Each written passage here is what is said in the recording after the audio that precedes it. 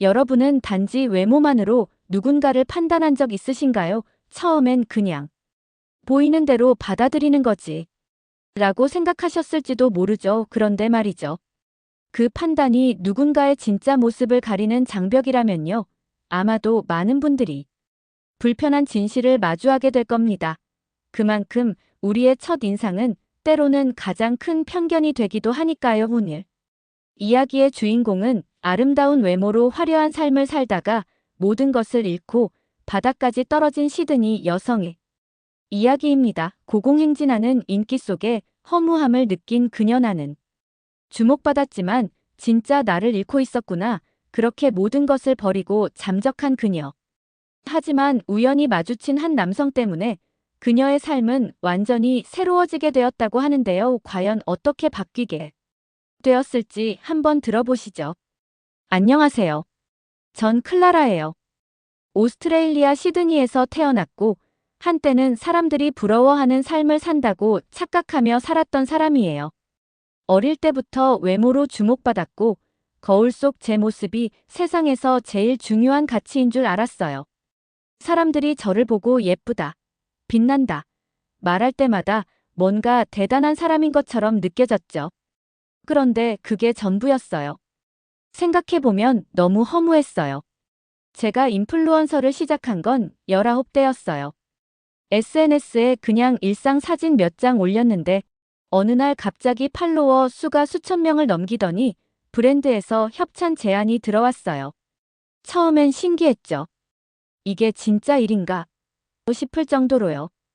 근데 사람들은 제가 무슨 생각을 하는지는 전혀 관심 없었어요. 오늘 립스틱 어디 거예요? 클라라님 입은 옷 링크 좀요. 몸매 진짜 미쳤다. 전부 겉모습 얘기뿐이었어요. 물론 저도 거기 휩쓸렸죠. 사진을 더 잘 찍고 각도 맞추고 조명도 신경 쓰고 매일 아침 일어나면 제일 먼저 확인한 건 거울 속 제 얼굴 그리고 스마트폰 속 팔로워 수였어요. 광고 찍고 협찬 받고 이벤트 참여하고 시드니에서 가장 비싼 루프탑 파티에도 불려다녔죠. 유명 모델이랑 나란히 앉아 사진도 찍고 사업가들이랑 와인잔 부딪히는 것도 익숙했어요.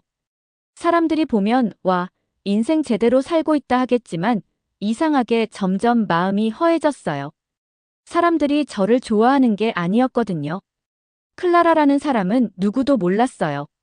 그들이 좋아한 건 포토샵된 제 이미지였고 구겨진 진짜 저에겐 아무도 관심 없었어요. 그런 거 있잖아요. 파티에 초대받아가면 다들 사진 찍느라 바빠요. 웃지만 눈은 스마트폰 렌즈를 향해 있고 대화는 건조해요. 요즘 어디 갔다 왔어? 어디 브랜드랑 일해?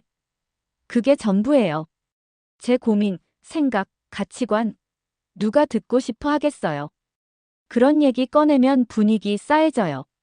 결국 입 다물고 웃고 찍히고 끝이에요. 그러다 어느 날 제일 친하다고 생각했던 인플루언서 한 명이 제 험담을 퍼뜨리고 다녔단 걸 알게 됐어요. 클라라는 진짜 예쁘긴 한데 좀 텅 빈 느낌 아니야? 그 말 제일 아팠어요. 어쩌면 진심이었겠죠. 겉으론 친구인 척했지만 속으론 저를 그냥 컨텐츠로 본 거예요. 그날 이후 전 그냥 다 꺼버렸어요. SNS 계정도 비활성화했고 연락도 끊었어요. 전화번호도 바꿨고요. 쉬어갑니다라는 메시지만 남기고 사라졌죠. 그 뒤론 조용히 살았어요. 고급 클럽 대신 조용한 카페에서 아르바이트를 시작했고 과거 인맥은 다 끊겼어요. 가끔 작은 모델 일 들어와도 전처럼 화려하지 않았죠. 근데 마음은 더 편했어요.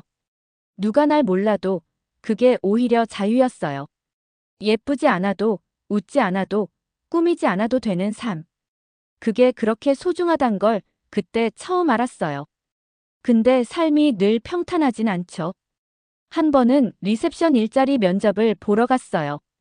작은 출판사였는데 면접관 얼굴만 봐도 느낌 오잖아요. 아, 끝났구나. 예상대로 탈락했어요. 좀 지치긴 했지만 퇴근 시간이라 배가 고파서 근처 피자 가게에 들어갔어요. 근데 만석이라 혼자 앉을 자리가 없더라고요. 테이크아웃으로 바꾸려다 점원이 다가와서 말했어요. 저쪽 테이블에 자리 하나 있어요. 다른 손님과 합석하셔야 하는데 괜찮으세요? 배는 고프고 기운도 없고 그냥 고개 끄덕였어요. 자리에 앉았는데 맞은편엔 동양인 남성이 앉아 있었어요. 피곤해 보이는 얼굴에 셔츠도 구겨져 있었지만 이상하게 눈빛은 따뜻했어요. 그냥 고개만 까딱 인사하고 전 핸드폰만 들여다봤어요. 피자 나오자마자 순식간에 한 조각 먹었어요. 근데 그 남자가 살짝 놀란 표정을 지었거든요. 저는 그게 그냥 분위기 때문인 줄 알았어요. 한 조각 더 집어들자 그도 동시에 손을 뻗더라고요. 순간 욱해서 뭐 하시는 거예요? 라고 말했어요. 그때 점원이 다가왔죠. 손님, 주문하신 페퍼로니 피자 나왔습니다. 순간 머릿속이 하얘졌어요. 지금까지 먹은 게 제 피자가 아니었던 거예요. 그 사람 피자였던 거죠. 너무 민망해서 얼굴이 화끈거렸어요. 고개를 못 들겠더라고요. 근데 그 남자 웃으면서 말했어요. 괜찮아요. 나눠 먹는 게 더 맛있잖아요. 순간 얼어붙은 저한테 그가 부드럽게 웃으며 한마디 더 했어요. 즐거운 식사 되세요. 그리고 자리에서 일어나 조용히 나가버렸어요. 전 혼자 남았고 앞엔 2개의 피자. 하나는 남의 거, 하나는 내 거. 창피해서 얼른 포장해달라고 하고 나왔어요. 그날 밤 이상하게 그 사람 생각이 계속 났어요. 누군가의 따뜻한 말 한마디, 미소 하나가 이렇게 오래 남을 줄 몰랐어요. 그 사람을 다시 만나고 싶다는 생각이 들었어요. 제대로 사과도 하고 싶고 피자 값도 꼭 드려야 할 것 같았어요. 근데 어디서 찾겠어요? 그냥 우연이었는데. 그리고 다음 날 전 그 사람을 또 만났어요. 거짓말처럼요. 다음 날 아침이었어요. 면접이 있어서 일찍 나왔는데 긴장을 풀고 싶어서 근처 카페에 잠깐 들렀어요. 커피 한 잔 시키고 창가 자리에 앉으려는데 거기 어제 그 피자 가게 남자가 앉아 있는 거예요. 노트북 켜놓고 뭐 적고 있었는데 진짜 똑같은 사람이었어요. 순간 심장이 쿵 내려앉더라고요. 아, 진짜 민망한데 근데요. 이건 그냥 넘기면 안 될 것 같았어요. 제대로 사과도 못했고 뭔가 인형 같은 느낌도 들었거든요. 용기 내서 다가갔어요. 머뭇거리면서 안녕하세요. 어제 그 피자라고 말했는데 그가 웃으면서 대답하더라고요. 네, 기억해요. 피자 도둑님. 으아, 얼굴이 확 달아올랐어요. 근데 그 사람 진짜 놀라울 만큼 편하게 받아주더라고요. 커피라도 한 잔 대접하고 싶다고 하니까 좋다며 자리를 권했어요. 그때부터 대화가 자연스럽게 풀렸어요. 이름은 윤세진, 한국에서 왔다고 했어요. 의류 브랜드를 운영하는데 시드니에서 새 프로젝트 시작하려고 잠깐 체류 중이래요. 원래는 모델 촬영 일정이 있었는데 현지 모델이 건강 문제로 갑자기 취소됐다고요. 시간만 남았다는 얘기를 듣는데 순간 제 안에 뭔가 움직였어요. 저도 모르게 입을 열었어요. 저 예전에 인플루언서 활동했었어요. 모델 일도 조금 했고요. 괜히 말 꺼낸 건가 싶었는데 세진 씨가 흥미를 보였어요. 정말요? 혹시 포트폴리오 같은 거 있으세요? 순간 망설였어요. 옛날 사진 보는 거 좀 아프거든요. 그래도 놓치고 싶지 않았어요. 예전 자료는 있을 거예요. 찾아볼 수는 있을 것 같아요. 그렇게 말하자 명함을 건네줬어요. 연락 주세요. 내일부터 일정 시작인데 본사에서도 결과물 빨리 보고 싶어 하거든요. 그 말을 들으면서 시계를 봤는데 세상에 제 면접 시간 10분 전이었어요. 급하게 자리에서 일어나면서 정말 죄송해요. 연락드릴게요. 하고 뛰어나왔어요. 면접은 결국 또 떨어졌어요. 이번에도 이유는 같았어요. 우리는 안정적인 사람을 원해요. 그 말 듣는 순간 웃음도 안 나더라고요. 인플루언서였다는 말만 나오면 사람들은 다 똑같은 반응이에요. 겉만 번지르르한 사람이라는 고정관념. 너무 익숙해서 이제 놀랍지도 않았어요. 그날 밤 예전 노트북을 꺼냈어요. 클라우드 계정에 들어가니 예전 작업물들이 그대로 남아있더라고요. 화려한 조명 아래 서 있던 제 모습 사진은 완벽했지만 그 속에 저는 참 공허해 보였어요. 그래도 다시 보기 싫다는 감정보다 지금 이 기회를 놓치면 안 되겠다는 생각이 더 컸어요. 세진 씨에게 메시지를 보냈어요. 안녕하세요. 클라라예요. 포트폴리오 일부 첨부드립니다. 혹시 시간 되시면 직접 뵙고 이야기 나눌 수 있을까요? 답장은 바로 왔어요. 오늘 저녁 7시 호텔 로비에서 뵐게요. 그날 저녁 저는 약속 시간보다 일찍 도착했어요. 로비 소파에 앉아 기다리는데 괜히 초조하더라고요. 몇 년 만에 누군가에게 제 과거를 보여주는 거라서요. 근데 세진 씨가 도착해서 제 포트폴리오를 보더니 진지하게 말했어요. 일주일간 촬영 가능하실까요? 페이는 정식 기준으로 드릴게요. 순간 머릿속이 하얘졌어요. 다시 카메라 앞에 선다는 게 겁도 났지만 한편으론 설렜어요. 예전처럼 잘할 수 있을지 모르겠어요. 제가 그렇게 말했더니 세진 씨가 웃었어요. 우린 꾸며낸 게 아니라 진짜를 원해요. 다음 날 스튜디오에 도착했어요. 생각보다 작았지만 분위기가 따뜻했어요. 세진 씨, 사진 작가, 스타일리스트까지 3명. 조용했어요. 긴장 풀라고 세진 씨가 말해줬어요. 편하게 하세요. 있는 그대로가 더 좋아요. 촬영 시작했는데 처음엔 어색했지만 신기하게도 감이 금방 돌아왔어요. 아, 이거 나 그리워했구나. 그 생각이 들었어요. 점심시간엔 샌드위치 먹으면서 얘기도 많이 나눴어요. 세진 씨는 생각보다 훨씬 따뜻하고 진심이 느껴지는 사람이었어요. 그날 마지막 컷 찍고 결과물 확인하면서 그가 말했어요. 생각보다 훨씬 잘 됐어요. 진짜 멋졌어요. 그 말 듣는데 오래간만에 무언가 살아나는 느낌이었어요. 그래, 이게 나였지. 다음 날부터는 훨씬 편해졌어요. 서로 호흡도 맞고 스튜디오 분위기도 밝아졌고요. 하루는 세진 씨가 직접 카메라를 들기도 했어요. 진짜에 집중하는 사람이란 게 느껴졌어요. 겉모습보다 표정, 감정, 이야기 그런 걸 더 소중하게 여기는 사람이었어요. 일주일이 지나고 마지막 날 촬영 끝난 후 세진 씨가 조심스럽게 말했어요. 추가 촬영 제안 드리고 싶어요. 2주 정도 더 함께 할 수 있을까요? 그때 전 아무 망설임 없이 고개를 끄덕였어요. 네, 하고 싶어요. 그렇게 우리의 작업은 계속됐고 일만이 아니라 마음도 조금씩 가까워지기 시작했어요. 추가 촬영 계약이 끝나갈 무렵이었어요. 저랑 세진 씨는 이제 단순한 협업 관계는 아니었어요. 일 끝나고도 같이 밥 먹고 주말엔 시드니 근교 공원도 같이 걷고 서로 웃긴 얘기나 걱정까지 나누게 됐어요. 하루하루가 이상할 만큼 편했어요. 예전처럼 보여지는 나가 아니라 있는 그대로의 나로도 괜찮은 거 있죠. 누군가 앞에서 그렇게 느낀 건 처음이었어요. 특히 세진 씨는 늘 제 의견을 물어보고 존중해줬어요. 그게 진짜 감사했어요. 어느 날 촬영 끝나고 피자 한 판 시켜서 작은 공원 벤치에 앉아 먹고 있었어요. 그때였어요. 세진 씨가 말했어요. 한국에서 같이 일할 생각 없어요?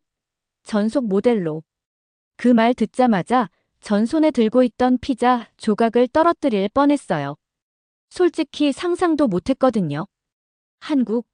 가본 적도 없고 언어도 모르고 문화도 모르는데 너무 멀잖아요. 처음엔 그냥 웃으며 넘기려 했는데 그는 진지했어요. 계약 조건, 비자, 숙소, 업무 범위까지 다 준비돼 있었어요.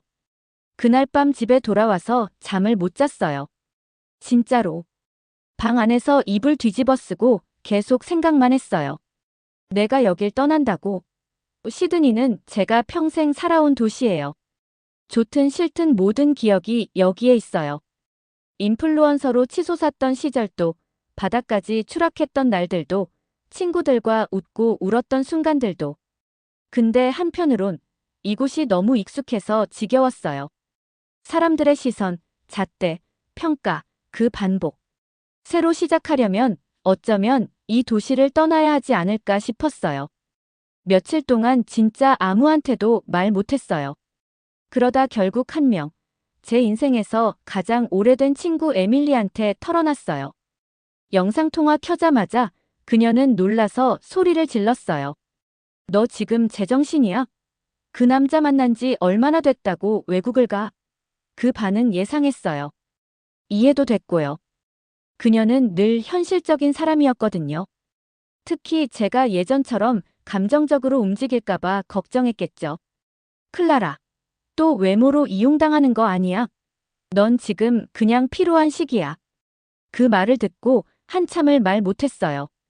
근데 마음 한편으론 단호했어요. 세진 씨는 그런 사람이 아니에요. 그는 처음부터 끝까지 한 번도 제 외모를 상품처럼 소비하지 않았어요. 피자 가게에서 만났을 때부터 지금까지 늘 저한테 선택권을 줬고 부담도 안 줬고요. 한국에 오세요가 아니라 생각해보세요였어요. 전 그런 배려가 고마웠어요. 일주일 고민 끝에 약속 장소로 나갔어요. 가기 전 시드니 거리를 한참 걸었어요. 바닷바람, 트램 소리, 가로등 불빛. 다 너무 익숙했는데 이상하게 이제 좀 벗어나고 싶었어요. 마음은 이미 결정돼 있었어요. 카페에서 세진 씨를 보자마자 말했어요. 가기로 했어요. 한국에서 새로 시작하고 싶어요. 그가 웃었어요. 제 손을 잡고 고맙다고 했어요. 이후는 정말 빠르게 흘러갔어요. 비자 신청, 항공권 예약, 숙소 계약, 촬영 일정까지. 세진 씨가 거의 다 도와줬어요. 전 그냥 서류에 사인하고 짐만 쌌어요. 출국 하루 전날 작은 아파트를 정리하면서 혼자 울었어요. 감정이 복잡했어요. 두려움, 설렘, 불안 다 섞여 있었어요. 그리고 다음 날 공항에 에밀리가 배웅 나왔어요. 마지막 인사를 하며 그녀가 말했어요. 잘 안 되면 꼭 돌아와. 난 내 편이니까. 그 말이 그렇게 따뜻하게 느껴졌어요. 친구 하나는 제대로 뒀다는 생각 들더라고요. 비행기 안에서 창밖을 봤어요. 시드니가 점점 작아졌고 어릴 적 제 꿈도 같이 멀어지는 느낌이었어요. 한국에 가면 어떤 일이 기다릴까요? 사람들은 날 받아줄까요? 적응할 수 있을까요? 수천 가지 질문이 머릿속을 떠나지 않았어요. 그래도 확실한 건 있었어요. 뒤돌아갈 순 없다는 거. 후회할까봐 안 가는 것보다 후회하더라도 해보는 게 낫다고 생각했어요. 인천공항에 도착했을 때 세진 씨가 마중 나와 있었어요. 그를 보자마자 안도감이 밀려왔어요. 말도 안 통하는 나라에서 그가 있다는 게 정말 고마웠어요. 숙소로 안내해주고 간단한 한국어 표현도 알려줬어요. 첫 주는 적응 기간이었어요. 시차, 음식, 교통, 전부 낯설었어요. 특히 언어는 진짜 장벽이더라고요. 스마트폰 번역기 없었으면 진짜 고립됐을 거예요. 회사에 첫 출근한 날 직원들이 진심으로 환영해줬어요. 작지만 따뜻한 회사였어요. 마케팅팀의 도윤, 디자인팀의 소연, 다들 영어를 잘해서 도움을 많이 받았어요. 일은 촬영 외에도 SNS 콘텐츠 제작, 라이브 방송까지 다양했어요. 긴장됐지만 세진 씨가 항상 옆에 있었어요. 한국어가 서툴러도 시청자들이 오히려 귀엽다고 해줬고요. 솔직히 처음엔 민망했어요. 근데 점점 익숙해지더라고요.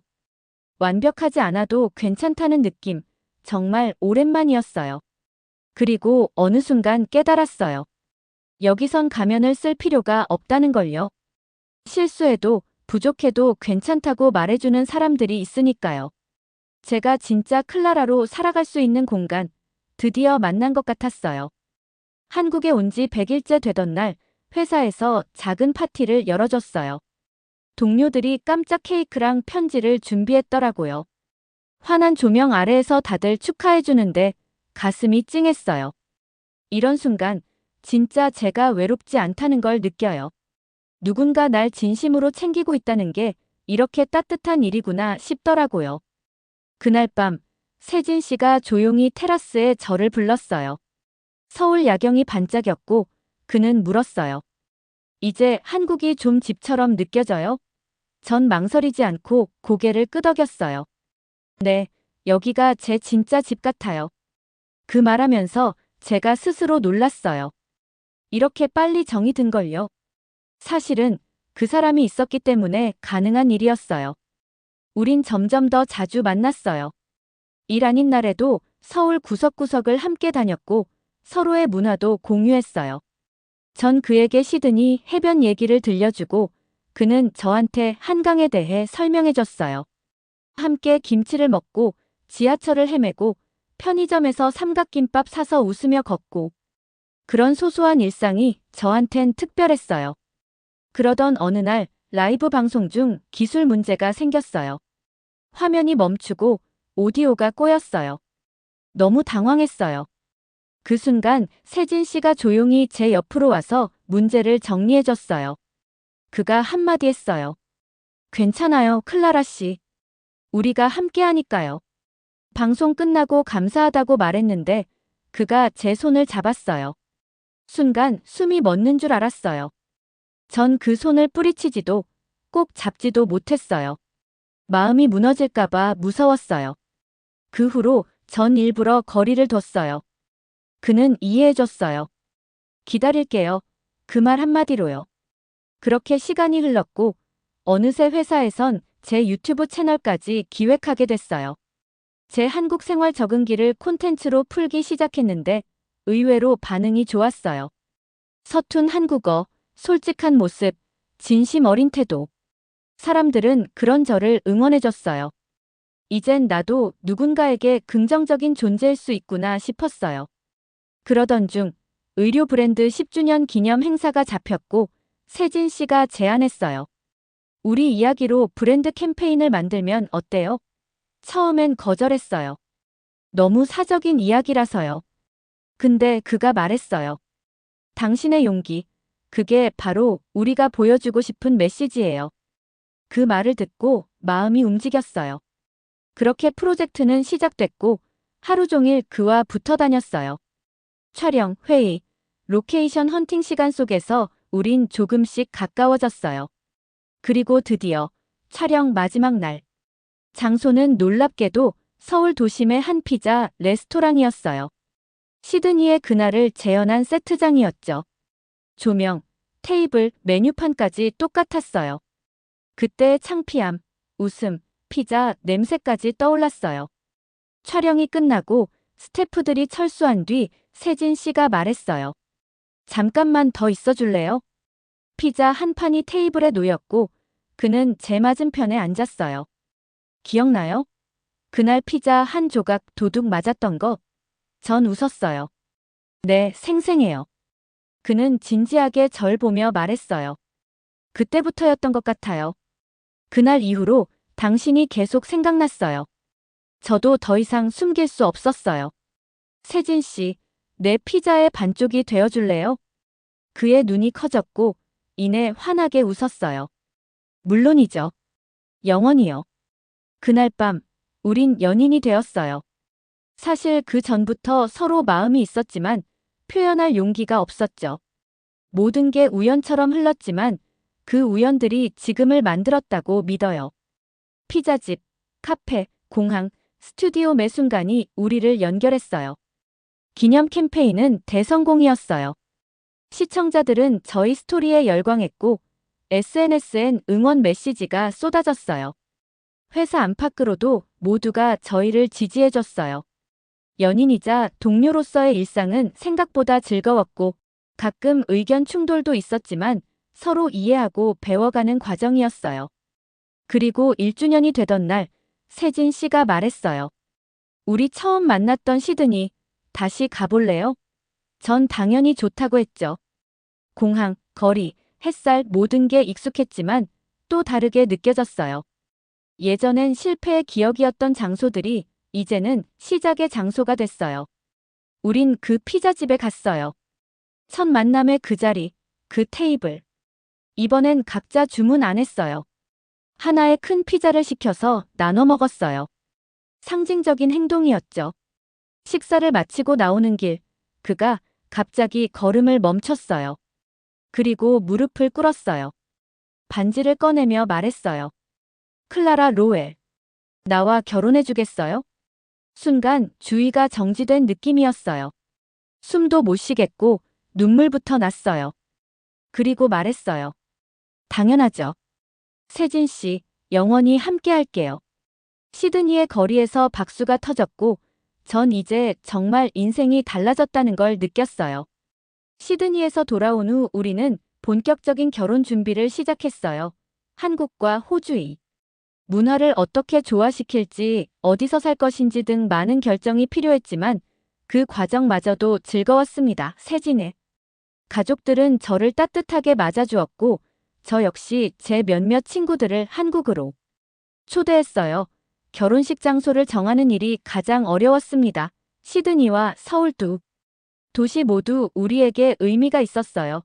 고민 끝에 우리는 두 곳에서 모두 작은 행사를 열기로 했습니다. 먼저 한국에서 전통 혼례를 치르고 이후 시드니에서 친구들과 함께하는 파티를 계획하고 있어요. 이제 한국이라는 저희 새로운 무대에서 또 다른 이야기가 펼쳐질 거라 기대하고 있습니다. 밑바닥에서 배려 한 번으로 저를 이렇게 멋지게 만들어준 남편과 배려하며 살아갈게요. 감사합니다. 제 이야기 어떠셨나요? 이제 다음 달이면 5월에 신부가 됩니다. 사연을 적으면서 제 인생을 되돌아보니 정말 많은 일들이 있었구나 생각이 들더라고요. 누군가의 배려 한 번이 지금 제 인생을 이렇게 멋지게 만들어준 거니까요. 여러분은 어떠신가요? 누군가의 배려로 큰 변화를 겪으신 적 있으신가요? 아니면 반대로 그런 선행을 베푸신 적 있으신가요? 댓글로 남겨 주세요.